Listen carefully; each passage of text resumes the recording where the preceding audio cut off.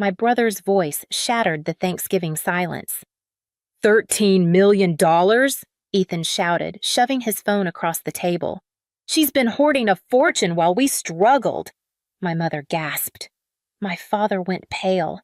The room erupted with accusations and decades of buried resentment. But this explosion was 30 years in the making. It started in a modest colonial home in Lexington, Massachusetts, where I learned early that in my family, love came with conditions, where my brother was the golden child who could do no wrong, and I was the invisible daughter expected to survive on scraps of attention while applauding his every move. I grew up in Lexington, Massachusetts, in a 4-bedroom colonial with white shutters that made our neighborhood look picture perfect. Inside, though, everything revolved around my older brother Ethan. From the day he was born, 2 years before me, he became the blazing center of my parents' universe. The evidence was everywhere. Entire shelves in our living room displayed his baseball trophies, team photos, and framed report cards covered with teachers' praise. When Ethan outgrew his bedroom themes, my parents eagerly redecorated. First rockets, then sports pennants, finally a teenager's retreat with navy walls and a new desk. My room stayed pale yellow with the same twin bed and faded curtains from kindergarten. Nobody ever asked if I wanted something different. Christmas told the real story. One year, Ethan unwrapped a baseball signed by the entire Red Sox lineup. My father held it up like the Holy Grail, his voice thick with emotion. My turn came with a thick dictionary, stiff and heavy. "You love words," my mother said brightly. I did, but even at 10, I understood it wasn't the same as that signed ball displayed on Ethan's shelf like a crown jewel. My achievements barely registered. When I won the regional science fair with a solar cell project, my parents offered quick congratulations before rushing to Ethan's baseball doubleheader. I stood in the gymnasium holding my blue ribbon, watching other families celebrate together while mine sped down the highway to watch my brother swing a bat. By 13, I stopped expecting applause. Instead, I built a quiet resolve. If love here was conditional, my future would not be. That future began in my grandmother's kitchen. Margaret Warren saw me when nobody else bothered to look. She had worked as an accountant in Boston during the 1960s when women in finance were rare as snow in July. Though retired, her sharpness never dulled. While my parents obsessed over Ethan's batting average, I walked the half-mile to her brick house on Maple Street, where cinnamon rolls always seemed to be cooling on the counter. One autumn afternoon at 15, she set aside her knitting and asked if I knew what compound interest was. I shook my head. She pulled out a yellow legal pad and sketched numbers with her fountain pen. "Imagine you put $100 into the bank," she explained, showing how it multiplied over time untouched. Her pen made it look like magic, though she insisted sharply it was just math and patience. That evening, I emptied my babysitting money into a savings account. Maybe $200, but it felt like claiming independence nobody could take away. Over the next years, Grandma fed that instinct. She gave me Wall Street Journal articles, helped me buy modest stocks, reminded me constantly that discipline beat luck every time. When she died suddenly during my college junior year, I was shattered. My parents assumed her estate would split equally. Her attorney revealed she had left everything to me. $50,000. My father immediately suggested I share it with Ethan for his graduate program at Boston University. My mother nodded, already calculating his tuition. I refused. "She gave this to me," I said, voice steadier than I felt. Silence. It was my first real no.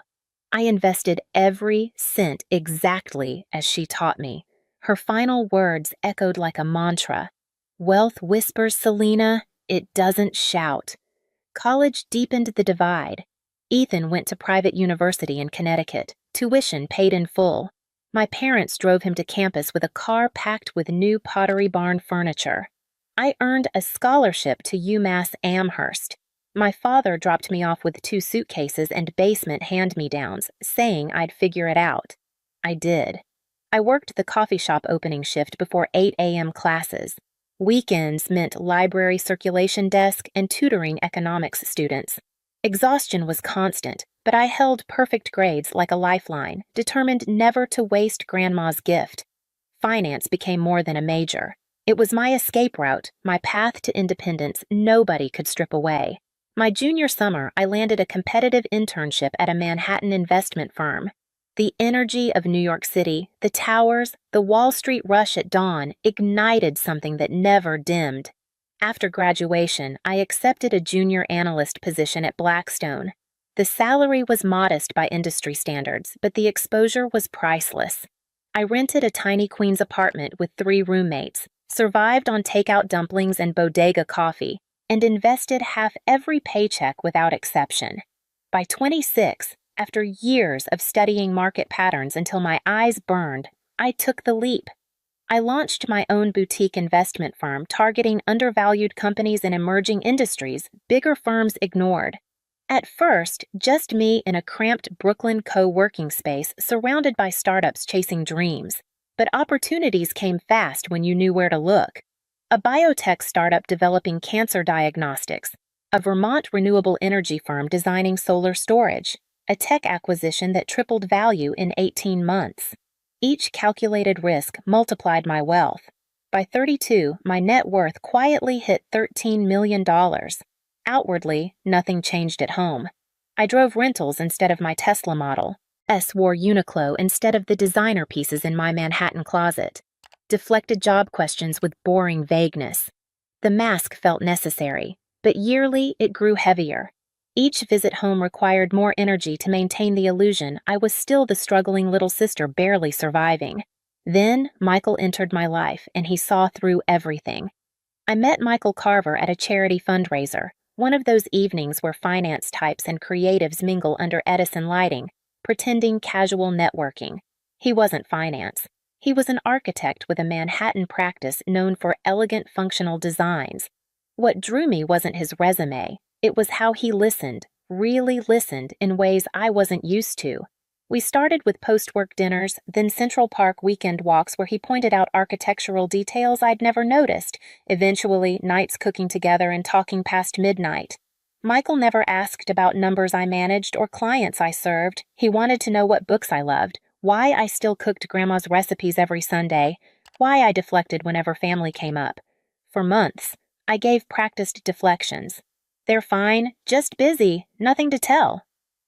One October evening after 3 months together, he caught me off guard. We'd finished dinner at my place, pasta with Grandma's marinara, and I'd just hung up from a clipped call with my mother. Michael set down his wine glass. "Why do you erase yourself around your family?" The words hit like dropped stone in still water. I'd spent years perfecting that erasure, smoothing my life so they wouldn't question it, dimming my light so Ethan could stay their shining center. But Michael's gaze stayed steady, patient. So I told him everything. The photo albums filled with Ethan's face, the trophy shelves, the necklace he got while I unwrapped books, why I hid my wealth, knowing they'd see it as Ethan's money, something I was selfish for not sharing. Michael didn't interrupt, just listened, then leaned forward. "Living divided like this can't last forever. At some point, you'll have to decide which life you actually want." His words haunted me. By Thanksgiving, I knew he was right. I couldn't keep pretending to be less. I decided to bring Michael home to Boston and stop shrinking, even if I wasn't ready to reveal everything yet. But fate, as it turned out, had other plans. The drive from New York to Lexington lined bare trees with frost clinging to roadside grass. Michael kept one hand on the wheel, the other over mine, sensing my stomach tightening with each mile. When we turned onto my parents' street, gray sky carried that bone-deep Massachusetts November chill. Ethan's new black Audi gleamed in the driveway, showroom bright. I knew without asking my parents helped finance it. They always did. My chest tightened, but Michael squeezed my hand gently. Inside, my mother swept past me to embrace Michael, voice high with excitement. My father clapped his back, asking about his practice. I got a distracted smile and shoulder pat. Ethan appeared in cashmere, all polished confidence, introduced to Michael as though I were incidental background noise. Dinner felt scripted, lines assigned long ago. My mother had made Ethan's favorite herb-roasted chicken. Conversation orbited his promotion at a Boston marketing firm. He described his Harbor View Corner office and junior staff reporting to him while my parents beamed. I pushed peas across my plate, nodding politely, invisible again. Later, Michael and I got the small guest room with its creaky, sagging pull-out sofa. Ethan and his wife got the larger suite with queen bed and private bath. My mother explained quickly, "Ethan's back needs proper support." I said nothing, though heat rose in my chest. That night, passing the kitchen for water, I heard my parents by the sink. "I just wish Selena had more ambition," my mother sighed. My father replied, "She's always been content with less. Not like Ethan." I froze in the dark hallway, their words sharp as childhood wounds. The cracks in my silence widened. Thanksgiving morning smelled of turkey roasting and my mother humming while preparing stuffing. I slipped outside for an unavoidable call. One of my partners was finalizing a deal involving 7-figure capital commitments. Timing mattered. My voice stayed low and measured, but I felt exposed in my parents' backyard, surrounded by the white picket fence framing my entire childhood. When I hung up, Ethan leaned against the back door, eyes narrowed, arms crossed. "Since when does data entry involve million-dollar portfolios?" His tone bit hard. Before I could answer, my mother called him to set the table. He gave me a long, suspicious look before disappearing inside. Later, dressing for dinner, Michael casually mentioned our upcoming trip. "We'll be in Tokyo 2 weeks in January," he told my father over appetizers. "Selena has a client meeting there. We're staying after to explore." The words seemed harmless, but Ethan's head snapped up. He stared at me like solving a puzzle he hadn't known existed, jaw tight. After the meal, I brought out my gift, wrapped in silver paper with blue bow. My parents gasped as my father unwrapped a 55-inch smart TV, top of the line. Their decade-old set had faded picture and grainy colors. I thought it a small kindness. Instead, my mother frowned. "Selena, this must have cost a fortune." "It was on sale," I said quickly. The lie felt brittle. Ethan wasn't convinced. He leaned down, reading the model number, then tapped his phone furiously. $1,500, he announced sharply, accusatory. He turned to me, eyes flashing. "Since when can you afford this on your salary?" The room went silent. Forks clinked faintly against china as everyone turned my way. My parents stared, waiting. Michael sat very still. The mask I'd worn for years cracked down the middle. For the first time, I wasn't sure I had strength or even desire to fix it. Ethan's eyes locked on mine, daring explanation. My parents waited, my mother clutching her napkin, my father frozen with hovering fork. Silence pressed against my ribs, demanding release. "I don't work in data entry," I said finally, voice steady despite thundering pulse. "I own an investment firm. We've been successful." Ethan laughed sharply, half disbelief, half rising anger. "Successful? Try secretive. You've been hiding this while Mom and Dad helped cover my car loan, while they worried about mortgage payments." His voice climbed as he scrolled furiously. "Oh my God, Forbes, $13 million. Is this a joke?" My mother gasped, hand trembling as she reached for water. My father hadn't spoken, his face drained of color, fork untouched on his plate like he'd forgotten its purpose. Ethan shoved his phone across the polished table. "Look, she's been sitting on a fortune while we thought she barely scraped by." I drew breath, years pressing forward like waiting witnesses. "You want to know what I've been sitting on?" I asked quietly, but my voice carried. "Let's go back. The science fair I won in middle school? You skipped awards for Ethan's baseball game. My high school graduation speech? You filmed Ethan's reactions instead of me at the podium. College? I worked 3 jobs while you paid his tuition full and gave him spending money." My parents' faces shifted from shock to dawning uncomfortable recognition. I pressed on, dam breaking. "You gave him new furniture, new cars, new beginnings every time he asked. I got hand-me-downs and you'll figure it out. And I did, without your help, without your pride, completely alone."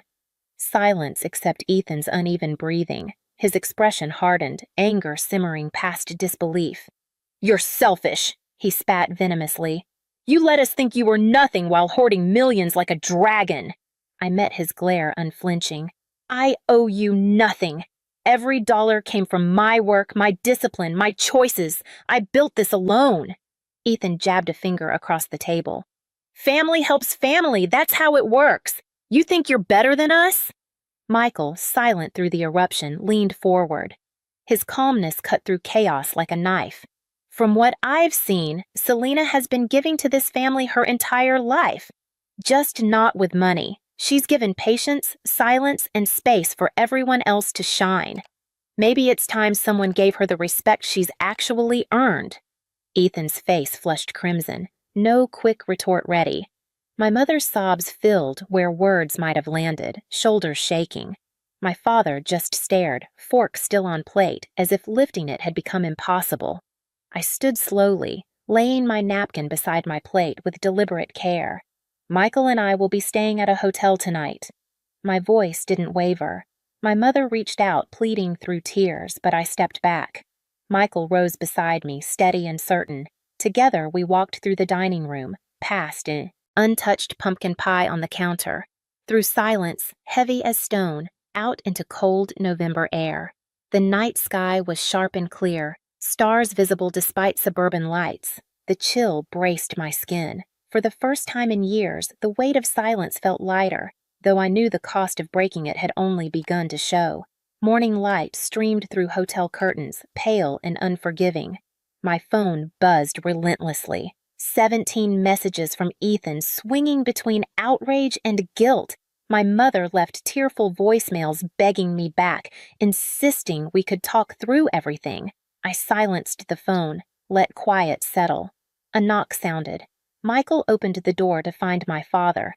Rumpled and weary, still wearing yesterday's clothes, he sat heavily in the desk chair. For a long moment, he just rubbed his hands together. Finally, he looked up. We took the easy road with Ethan. He cried, demanded, and we gave in every time. You adapted. You made it easy for us. It wasn't fair, but it was easier. Hearing him name it aloud was both relief and wound. I steadied myself. It's too late to undo the past, but going forward, boundaries. I won't give Ethan a dime. My finances are mine. If you want a relationship with me, respect has to be equal, not conditional. Equal. He nodded slowly, regret flickering behind his eyes. Later, packing, I thought about Ethan's 2 children. None of this was their fault. I sketched an idea. A trust fund strictly for their education, structured so Ethan could never touch it. The line between compassion and protection, the only compromise I could live with. Months passed. The storm quieted into something fragile. My father called weekly, cautious but honest, asking about my work with genuine curiosity. My mother struggled, slipping into old patterns but catching herself, learning slowly. Ethan, I cut off entirely. His demands turned to accusations, then silence. The absence felt like relief, a wound finally healing. I began therapy, finding words for years carried alone. Favoritism, neglect, hunger for recognition. Piece by piece, I set it down. I started mentoring young women in finance, funding STEM scholarships. Michael stood beside me, steady. We built new traditions with chosen friends. Holidays that celebrated us, weekends exploring cities, community built on respect, not obligation. One spring evening, I hung a brass key on our apartment wall, engraved with one word, boundaries. It caught afternoon light, a quiet emblem of everything reclaimed and everything I'd protect going forward. If this story resonated with you, I want to hear your thoughts. Have you ever had to choose between keeping peace and honoring your truth? Have you set boundaries that changed family dynamics forever? Drop your story in the comments because these conversations matter. Your experience matters. If you want more real stories about family conflict, resilience, and finding your voice when the world expects silence, hit subscribe. New stories every week. Thank you for listening, and remember, you don't owe anyone access to your peace, not even family. Sometimes the bravest thing you can do is choose yourself. She held up the bracelet like it was contaminated, turned to the crowd of cousins, aunts, and family friends, and said, loud enough for everyone to hear, I don't need a cheap, miserable gift like this. My name is Jenna, and from wherever you're watching this, stay with me. Because have you ever handed someone something with love, only to be mocked like you dropped trash in their lap? It was her birthday. I gave her a delicate, engraved bracelet, $500, real gold, wrapped with care. She opened it, took one look, and sneered like I'd insulted her entire bloodline. Do you think I'm some kind of charity case? She laughed. Next time, save your pennies. This isn't high school anymore. People laughed. People I had grown up with. And my parents? They didn't stop her. They didn't say a word. In fact, my mother chuckled and said, "Well, your sister does have expensive taste." No one defended me. Not even once. So I stood there, face hot, smile frozen, throat burning with things I couldn't say. Then I quietly put my coat on, slipped out of the house, and left. Not one person followed. Not even a text. And that's when I realized I was never going to earn their respect by staying small, quiet, and generous. So I stopped explaining, stopped trying, and 2 weeks later, they found out through the grapevine, not from me, that I'd just bought an apartment. In cash. Downtown. Corner unit. Floor-to-ceiling windows. And worth more than everything they'd bragged about at that party, combined. My parents were stunned. My sister? Furious. And I hadn't even moved in yet. Because the thing about silent girls? We don't make noise. We make moves. And the bracelet she mocked? That was just the beginning. They called the next morning. My mother first. Her voice syrup-sweet but stiff. "Jenna, why didn't you tell us about the apartment?" I paused. Because that's what she was asking, not how I was doing, not why I left the party humiliated, just why I didn't give them the chance to gawk. I replied simply, "Because you all made it clear what I was worth." She went silent, then cleared her throat. "You know your sister was just being playful. You shouldn't have taken it so personally." Playful. As if being publicly degraded in front of 50 people was a game I forgot to laugh at. "I didn't," I said. "I took it quietly. Then I took my savings and bought a place where no one could speak to me like that again."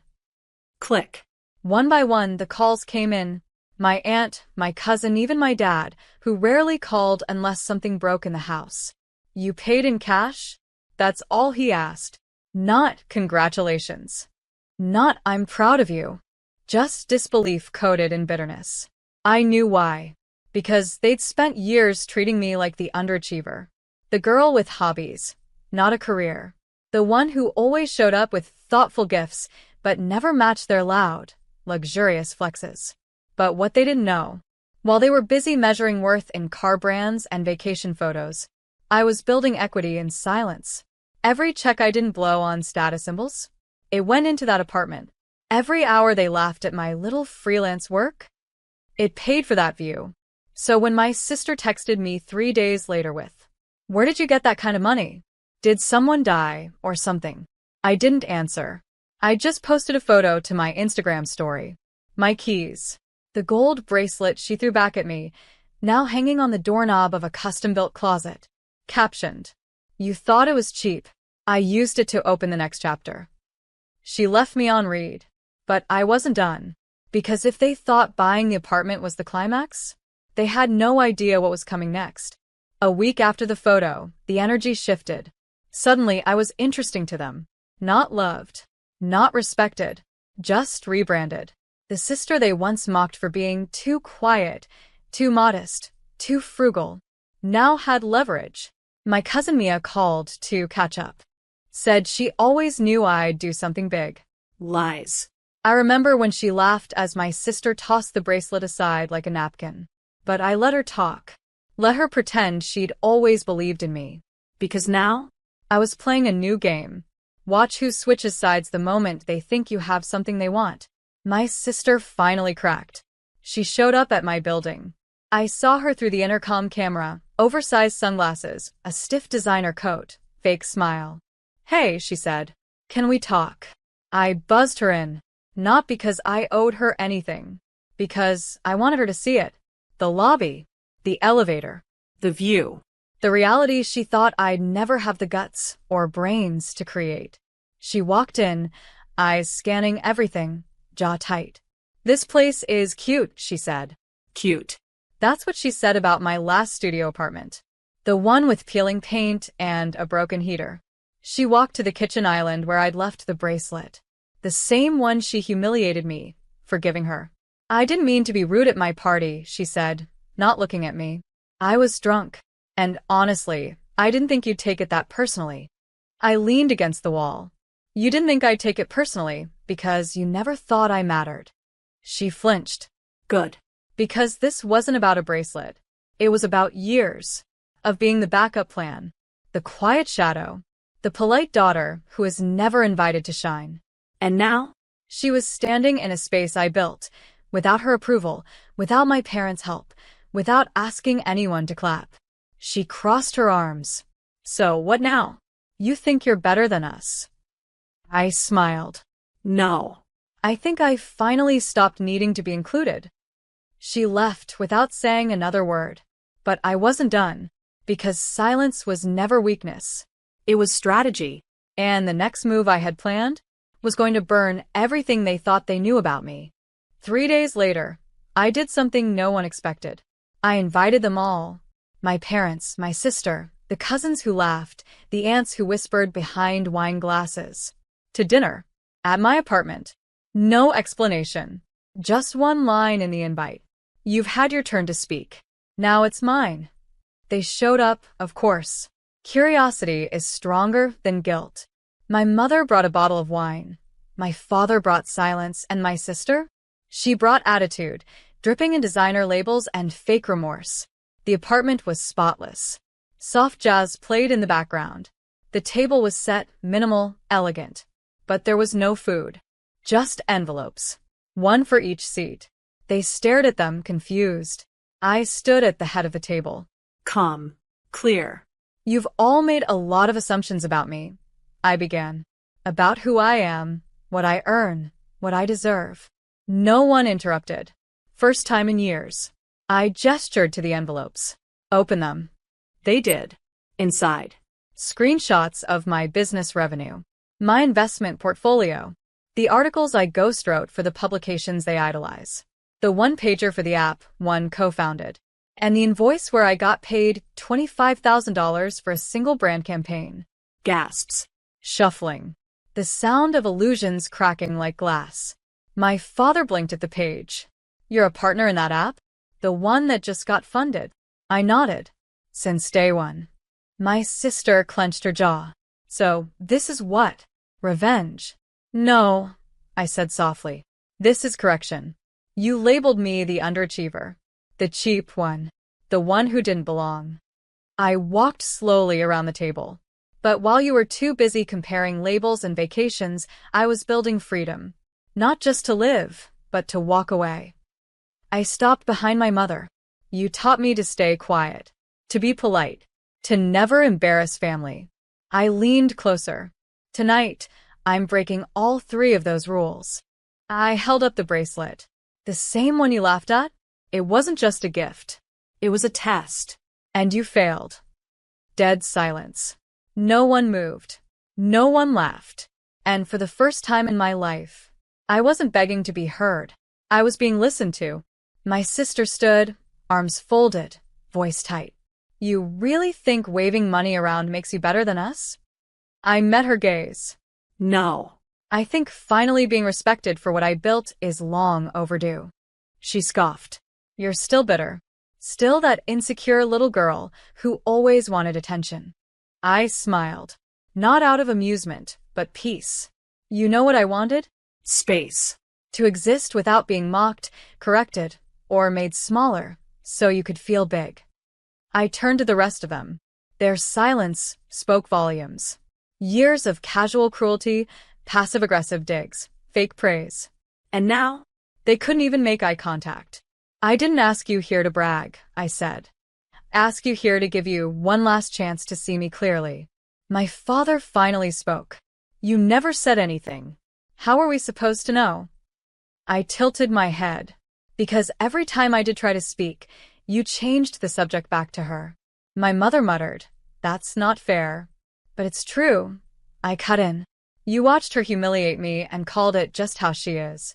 You dismissed my work as cute side projects. And when I bought this apartment, you didn't say congratulations, you asked where the money came from. They shrink back in their seats. Guilty. But not enough to apologize. Never enough. I walked to the door. Opened it wide. You're free to leave. But if you walk out, you don't get to come back when it's convenient. My sister rolled her eyes and stormed out first. Of course. My parents hesitated.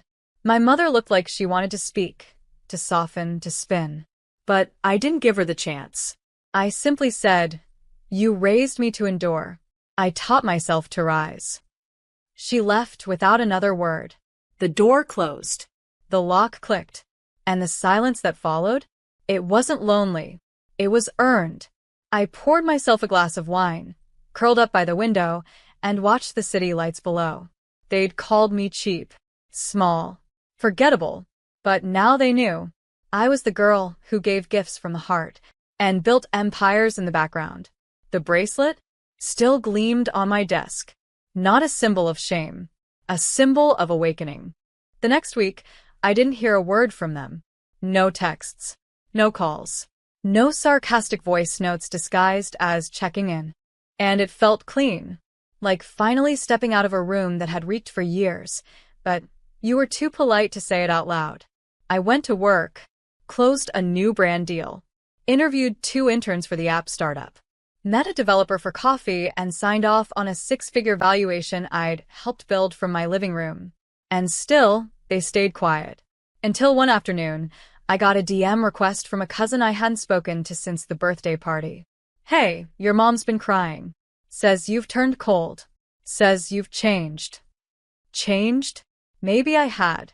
Maybe choosing myself after decades of emotional discounting did look like rebellion to people who only respected compliance. But that night, I got the message that sealed it. A screenshot. My sister. Selling the bracelet online. Captioned. Never worn. Too sentimental. $450 or best offer. Too sentimental. I laughed. Laughed so hard, I cried. Not from pain. From confirmation. Because when people can't destroy you, they'll try to profit off the last thing they mocked. I didn't reply. Didn't buy it back. Instead, I posted a photo of my wrist. A new bracelet. Simple, elegant. Double the price of the one she discarded. Captioned. Piece fits better than diamonds ever did. Within minutes, DMs started flooding in. Women who had been called ungrateful, dramatic, selfish, for drawing lines where others wanted free rein. You're not cold. You're just done bleeding for people who never offered a bandage. Thank you for showing us what quiet revenge looks like. And it hit me. I wasn't just healing. I was mirroring the strength other women forgot they were allowed to have. This wasn't about a bracelet anymore. It was about legacy. And I was done letting mine be written by people who only showed up when there was something to judge or something to take. Let them sell their version of the story. I was building mine. The silence didn't last forever. It never does, not when guilt starts to itch. My mother showed up at my building unannounced. Hair done, makeup on, clutching a tray of her famous lemon bars like sugar could sweeten decades. I saw her through the peephole and hesitated. But I opened the door. Because sometimes closure doesn't come in silence. Sometimes it walks in wearing perfume and pretending it never looked away. She smiled. I just wanted to see you. The apartment looks lovely. I stepped aside, let her in. She glanced at the walls, the furniture, the view. Everything she used to imply I'd never have unless I married rich or got lucky. Now it surrounded her. I let the silence stretch. She finally sat down and said softly, "We didn't realize how hard you were working." I raised an eyebrow. "You didn't want to know." She flinched, then nodded. "I think we underestimated you. Your sister, well, you know how she is. She always wanted the spotlight." I smiled, but it didn't reach my eyes. I didn't want the spotlight. I wanted respect. But since that was too expensive for this family, I paid for my peace instead. She looked down at her hands. "Your father regrets not saying something at the party." I stood. "You all said something." Every silence. Every laugh. every shrug when she belittled me. That was something. She stood too, blinking fast. "We miss you." I walked her to the door. "I don't miss begging to be seen." She looked like she wanted to cry. But this time, I didn't reach out to comfort her.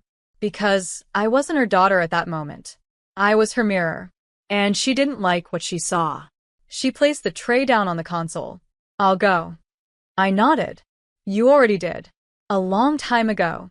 And when the door closed behind her, I didn't collapse. I cleaned up, lit a candle, took a shower, then sat on my bed, holding the new bracelet, my bracelet. Not a gift, not a peace offering, just a symbol that I could choose myself every single time and never look back. It's been 3 months since I closed that door. 3 months since I returned the lemon bars untouched to the front desk with a note. "You can't bake over what you broke." No one came again after that. No visits. No texts. No guilt-wrapped apologies tied in excuses. Just silence. But this time it was mine. I filled my apartment with light. Plants I used to kill are now thriving on the windowsill. I hosted a dinner. Real friends only. No blood ties required. They raised glasses to me. Not because I'd bought a place, but because I'd rewritten the script. My sister? She tried to rebuild her image online. Posted a reel about forgiveness and family drama. Tried to sell a narrative that she was the victim of jealousy, isolation, betrayal. She never mentioned my name. She didn't have to. Everyone knew. And her followers? They vanished faster than the bracelet listing. Because people can smell fake now. And she reeked of it. One day, I got a DM from a stranger. "She mocked you for a $500 gift? That bracelet costs more than her entire self-worth. I'm glad you walked away." I smiled. Not because it validated me, but because it reminded me, when you stop shrinking for people who can't stretch to meet you, they disappear. And you don't miss them. You just breathe better. I now wear a bracelet every day. Not for the gold, but as a reminder that kindness doesn't mean silence. That family can be the first place you lose yourself, and the last place you ever find redemption. And that revenge doesn't always come with fire. Sometimes it comes with ownership of your story, your peace, your space. And the best part? They'll spend their lives trying to explain why you don't look back, while you spend yours never needing to. On Christmas morning, I was halfway through opening a box of socks when my aunt handed me a small gift and smiled. "I hope the $1,200 I've been sending every month helped you get through school." I froze mid-smile. "What money?" The room fell silent, like someone had pressed mute on the holiday cheer. My mom's coffee mug slipped from her hands, shattered on the floor.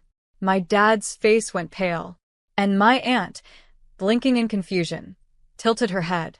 "Then, who's been cashing the checks in your name?" "My name is Lauren, and from wherever you're watching this, stay with me." Because the moment I asked that question, the entire illusion of my loving family began to shatter, one broken ornament at a time. My aunt looked down at her phone, scrolling quickly. "I mailed them here. Every month. For 2 years. All addressed to you." She turned the screen to me. There it was. My name. My handwriting. My aunt's warm messages. I never saw any of it. My heart started pounding. I looked at my parents, my mother wide-eyed, my father suddenly fidgeting. They said nothing. Because they couldn't. That's when it clicked. Why I'd been working 3 jobs. Why I skipped meals to afford books. Why my financial aid had almost been revoked. Why every time I'd asked for help, they'd said, "Money's tight." Because they'd been taking it. My aunt stood up, stunned. "You mean to tell me you never got a single check?" I shook my head. "I thought you stopped caring." She turned to my parents. "Then who the hell?" My mother stammered. We didn't want to burden her with taxes. She was already so overwhelmed. My dad added, "We put some of it toward bills." "It's not what it looks like." I stood slowly. "It looks exactly like what it is." They had stolen from me, robbed me of 2 years of help, made me beg strangers for shifts while lying through their teeth under our roof. But I didn't cry. I didn't scream. I simply walked to my room, closed the door, and started packing. Because the best revenge isn't loud. It's leaving them wondering how long you've known, and how far you'll go to get it all back. I packed one suitcase.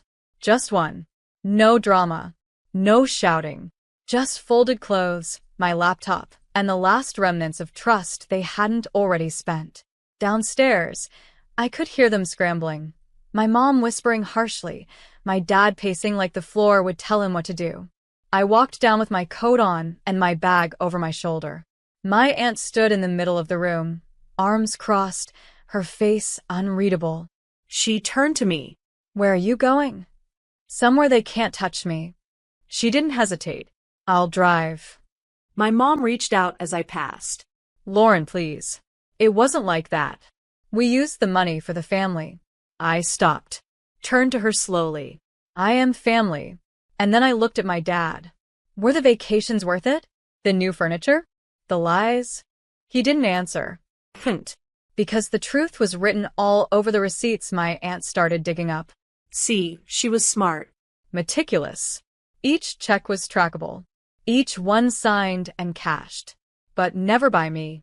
And the signature? Not even close to mine. We went straight to the bank. The manager pulled up the images on the screen. My name forged. Every single month. The room spun. All that time, I thought I wasn't enough to be helped.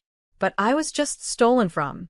My aunt turned to me and said, "You're filing a report. Right now." And for once, I didn't hesitate. Because this wasn't a mistake. This wasn't miscommunication. This was fraud. By my own parents. By people who tucked me in at night while robbing me blind. That night, I didn't sleep at her house. I planned. Every login. Every email. Every document I needed to freeze the accounts they used under my name. And as I clicked submit on the fraud report, I whispered to myself, "You built a life off my struggle. Now watch me rebuild one without you in it." The bank called 2 days later. Their tone had changed. What started as routine verification was now formal investigation. Apparently, the signature wasn't just mismatched, it was sloppily forged. And the account the checks were being deposited into? Joint. Under my father's name, with my mother as a cosigner. They didn't even try to hide it. Just tucked my future under their mattress and spent it like a bonus. The fraud team said I'd need to confirm everything in writing. So I did. I wrote every detail, dates, the money I was owed, even the mental toll it took. Then I sent one more message. To my parents. A single email. The bank is aware. The authorities are next. I'm pressing charges unless I get back every cent with interest. No, dear Mom. No love, Lauren. Just truth. They didn't reply. But I knew they read it. Because my dad tried calling my aunt 20 minutes later. She didn't pick up. Instead, she wired me $5,000 from her own account. For legal fees, she said. No one steals from my niece and gets away with it. And that's when it hit me. For years, I begged for approval. For crumbs of support. For someone in that family to fight for me. Turns out, I just had to burn the bridge to see who would jump in the water to pull me out. The next day, I met with a lawyer. She looked over the documents, the check scans, the bank statements, and said one sentence I'll never forget. This isn't just theft. This is betrayal with a paper trail. We filed. And once the notice hit my parents' mailbox, the mask finally cracked. My mom sent a message at 2 a.m. "You're really going to destroy this family over a little money?" To which I replied, "No. You destroyed this family the moment you chose greed over your own daughter." She left me on read. But I wasn't done. Because I wasn't just reclaiming money. I was reclaiming every piece of power they thought I'd never find. And Christmas? They'd remember it forever. Not as the day I found out, but the day I started fighting back. The court date was set. Small claims, but what I was reclaiming wasn't just dollars. It was dignity. My aunt offered to testify. She had the receipts. The tracking numbers. Even screenshots of texts where she mentioned the checks months back. Messages I'd never seen because my mother deleted them from my phone when she borrowed it to call Grandma. Everywhere I turned, there were fingerprints of betrayal. And I was done pretending it was just bad parenting. It was criminal. I walked into the courtroom with my aunt beside me and a folder full of evidence clutched to my chest. My parents looked different, smaller. My dad's arrogance shrunk behind a cheap suit. My mom's perfectly styled hair couldn't mask the twitch in her jaw. They didn't look sorry. They looked cornered. Their lawyer tried to spin it. That the money had been reallocated for household expenses. That they planned to return it. That it was all just a family misunderstanding. But when the judge asked if I'd ever given written consent to have checks in my name cashed into their account, and I said no, and showed the forged signatures, the energy shifted. The judge looked right at my parents and said, "This is not a misunderstanding. This is deliberate fraud." My mom teared up. My dad muttered something about raising her and sacrifices. And I said, loud enough for the court to hear, "You didn't raise me. You survived off me." The ruling? They had 30 days to repay every dollar, plus damages, plus a formal apology in writing. But honestly, that wasn't the real win. The real win was walking out of that courtroom, head high, while they stayed behind, silent, stunned, and stripped of their favorite weapon, control. And as we walked to the car, my aunt looked at me and said, "You didn't just win. You broke the cycle." I looked at the sky, exhaled, and whispered, "They used my name to fund their lives. I'll use their betrayal to build mine." News spread fast, like it always does when the scandal is family-shaped. By New Year's, every relative had an opinion. Some called to check in. Others sent vague messages like, "Families should stay out of court, don't you think?" But none of them had shown up when I was skipping meals to afford tuition. None of them offered a dime when I was working triple shifts while my parents cashed checks behind my back. Now, suddenly they cared? I didn't respond. Let them gossip. Let them spin it however made them sleep better. Because I was done playing the quiet daughter who absorbed shame in silence. 2 weeks later, the check arrived. A cashier's check. Every cent they owed me. Plus the damages. Plus the interest. Plus the written apology, signed by both of them, probably court-mandated, but still. I stared at it for a long time. Not because I was touched. Because I remembered every night I sat in the dark, budgeting rent down to the last dollar while my parents were out buying new furniture, posting vacation selfies, clinking wine glasses paid for by my name. I deposited the check and closed the account they'd used without permission. Then I booked a trip. Not to escape, but to celebrate. I stood on the balcony of a quiet cabin in Colorado, breathing in pine and snow and freedom. The air didn't taste like fear anymore. It tasted like after. After betrayal. After survival. After reclaiming every piece of my identity they tried to cash in on. I posted one photo. Just me, wrapped in a blanket, holding a mug with one visible phrase. Paid in full. No tags. No captions. But I know they saw it. Because 3 hours later, my sister texted, "Are you really this dramatic? You couldn't just talk to them?" I didn't reply. Because there's nothing left to explain when someone chooses comfort over truth. I didn't burn the bridge. They sold it for parts. And now, I was building something better. A life they couldn't buy into. A week after the post, my father emailed me. Not a call. Not a real apology. Just a 5-paragraph PR statement pretending to be remorse. "We understand your perspective and are truly sorry if you felt betrayed." Felt. As if betrayal was a feeling, not a fact with forged signatures and bank trails. He ended it with, "We hope one day you can forgive us, and we can go back to being a family." I read it twice, then deleted it. Because here's what they never understood. Forgiveness isn't about returning to the scene of the crime and pretending nothing happened. It's about choosing not to live in the rubble. And rebuilding somewhere they can't reach. My aunt saw the email too. He'd CC'd her. She texted me 2 words. "Don't fold." And I didn't. Instead, I signed a lease on a new workspace for the nonprofit I'd been dreaming about since college. A scholarship fund for students like me. Ones who worked 2 jobs and still came home to empty fridges. Ones who were lied to, used, abandoned by the very people who were supposed to protect them. I named it the Lauren Fund. Bold, maybe. But I wasn't hiding anymore. And when the press release went out, a journalist reached out. Wanted to do a story on how betrayal built a legacy. I said yes. Not for attention. For impact. The article dropped 2 days later. Front page of the weekend section. Stolen support. Earn justice. One woman's fight to reclaim her name and help others do the same. Within 24 hours, my parents' phones were blowing up. The sympathy they'd tried to gather? Gone. The narrative they tried to twist? Unraveled. They went silent again. But I wasn't watching. I was too busy answering emails from students who finally felt seen. One message stood out. I thought something was wrong with me. Thank you for showing me it's not weakness to walk away. And that's when I realized my revenge wasn't just winning in court. It was becoming someone they'd never be strong enough to raise. The donations started small. $25 here, $100 there.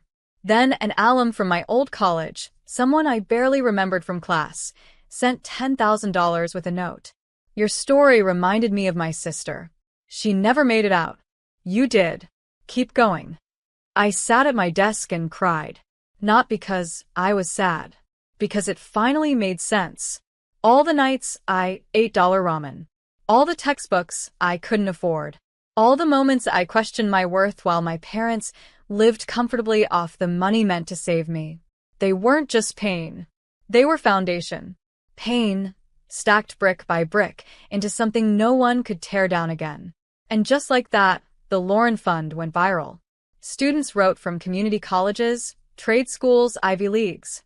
Stories that sounded too much like mine to be coincidence. My parents tried to spin the narrative. They posted a photo together on Facebook, smiling, holding hands, captioned, "Forgiveness and family first. We all make mistakes." The comments were brutal.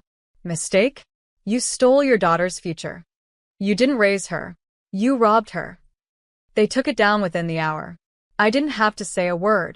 The world did it for me. And while they spiraled, I flourished. I gave my first keynote at a youth conference. Spoke to a room full of teenagers who thought struggle made them small. I told them, struggle sharpens. Betrayal breaks the shell. But rebuilding? That's where power lives. I didn't need to mention my parents. But they were there, in every sentence. Every truth they once buried under guilt and gaslighting, I now spoke aloud, without shame. After the talk, a girl hugged me and whispered, "I thought maybe I was crazy. But you proved I'm not alone." That's when I knew. I wasn't just healing for me. I was healing for us.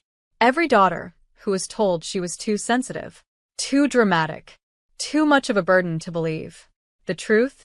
I was never too much. They were just never enough. It happened quietly. A letter in my mailbox, no return address, just my name in my mother's handwriting. I stared at it for a while. I didn't open it out of curiosity. I opened it because I already knew how it would end. Inside were 2 pages. The first was an apology, if you could call it that. We never meant to hurt you. We were struggling too. We thought you'd understand when you were older. The same old gaslight, dressed in nicer words. But the second page? That was different. A check. For $1. Memo line. What's left? I laughed. Out loud. Alone. Not because it was funny. Because it was perfect. After stealing thousands. After lying to my face. After years of treating me like background noise, they still thought they had the last word. But the truth? They gave me everything. Every betrayal was a blueprint. Every stolen check was a spark. Every time they made me feel small, I quietly built something unstoppable. I framed the check. Hung it in my office, right beside the first full scholarship we awarded through the Lauren Fund. Not as a reminder of what they did, but of what I survived. And now? I don't wait for apologies. I don't flinch at silence.